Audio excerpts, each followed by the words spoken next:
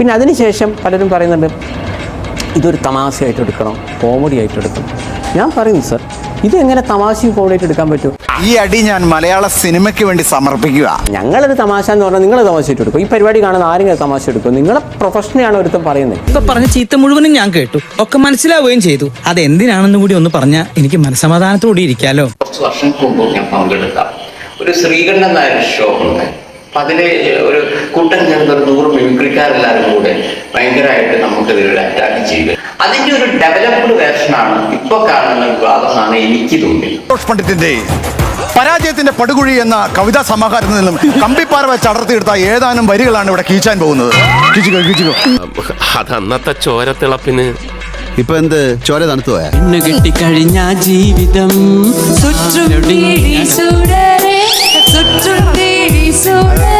ആത്മാർത്ഥതയെ അഭിനന്ദിച്ചില്ലെങ്കിലും അപമാനിക്കരുത് sir. Sir ചൂടാവരുത്. എനിക്കൊരു സങ്കടം പറയാനുണ്ട്. എന്റെ കസ്റ്റമേഴ്സിന് മുമ്പിൽ വെച്ച് സാറിനെ ഇൻസൾട്ട് ചെയ്യരുത്. അതെന്റെ തൊഴിലിനെ ബാധിക്കും.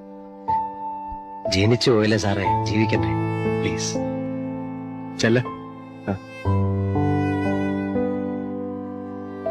മലയാള സിനിമയ്ക്ക് വേണ്ടി സമർപ്പിക്കുക. തെറ്റ്. ഒരു സിനിമയിൽ പോലും നായകനായിട്ട് ഒരു 100 കോടിയിലെത്താത്ത നീ എങ്ങനെയാടാ മലയാള സിനിമയാവും? നീ മിമിക്രിക്കാർക്ക് വേണ്ടി സമർപ്പിക്കും. ഞാൻ മലയാള സിനിമയ്ക്ക് വേണ്ടി സമർപ്പിക്കുള്ളൂ. മിമിക്രിക്കാർക്ക് വേണ്ടി അത് എന്റെ ഇഷ്ടമല്ലേ? അത് എൻ്റെ പ്രൊഫഷനെയാണ് ഇല്ലാത്തൊരു കാര്യം പറയുന്നത്. എന്നിട്ട് ഞാൻ എന്താ പറഞ്ഞത്? അതല്ല നിങ്ങൾ പറഞ്ഞ തെറ്റാന്ന് ഞാൻ പറഞ്ഞില്ല. നീ നായകനെ അഭിനയിച്ച ഏതെങ്കിലും ഒരു പടം 100 കോടിക്കപ്പോൾ ചോദിച്ചു മേടിച്ചതാ സാറേ. സതീശനെ അറിയാലോ. പക്ഷെ അതിലെ ചില ആളുകളുടെ കോമഡി എന്ന് പറയുന്നത് ഇവർ മറ്റുള്ളവരെ ഇപ്പോൾ ഓപ്പോസിറ്റ് നിൽക്കുന്നവൻ്റെ ഇവർ കോമഡി എന്ന് ഇവർ കണക്കാക്കുന്ന അവൻ കറുത്തിട്ടാണ്, അവൻ്റെ രൂപം ശരിയല്ല, മറ്റവൻ്റെ പല്ല് പൊങ്ങിയിട്ടാണ്, മറ്റവൻ്റെ മുഖം ഇങ്ങനെയാണെന്നൊക്കെ പറഞ്ഞിട്ട് ഈ ബോഡി ഷെയ്മിങ്, ഞാൻ പറഞ്ഞു മനസ്സിലായില്ല, ഇങ്ങനെ ഈ ബോഡി ഷെയ്മിങ് കോമഡിയാണ് അവിടെ വരുന്നത്. പലതും, എല്ലാവരും അല്ല കേട്ടോ, ചില ആളുകൾ ചെയ്യുന്നു. അല്ല, ഞാൻ ഇങ്ങനെ നോക്കുമ്പോൾ ഞങ്ങളുടെ ഒരു കൂട്ടുകാരുണ്ട്, സുമേഷ് തമ്പി എന്ന് പറയും. എന്നിട്ട് സുമേഷ് തമ്പിക്ക് പറ്റിയ ജോഡിയാണ്.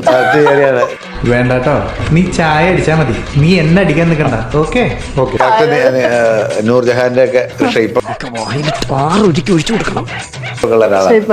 ആനന്ദ പഞ്ചവർണ്ണ തത്തയിലേ നമ്മുടെ ജയറാമേട്ടൻ ഇങ്ങനെ ഒരാള് മയക്ക് വെടി വെച്ചിടൂലേ, ആനക്കെട്ട് വെക്കണ വെടി പുള്ളിക്കെട്ടാ വളർന്നെ.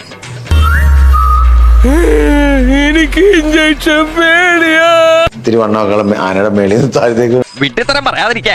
മനഃപൂർവ്വം പറയണതല്ല, ജന്മന വിഡ്ഢിയാണേ. ഇതുപോലുള്ള റേസിസം, ഇതിനെയൊക്കെ കറുത്തവൻ വെളുത്തവൻ മറ്റവർ ഇങ്ങനെയാണ്, നാട്ടുകാർ കയറി നിന്റെ മുഖത്ത് പഞ്ചവാദ്യം വായിക്കുമ്പോഴേ നീ വിവരം അറിയൂ. ഇതുപോലുള്ള സാധനങ്ങൾ നമ്മൾ ഒരിക്കലും കോമഡിയെ നമ്മൾ പ്രൊമോട്ട് ചെയ്യരുത്.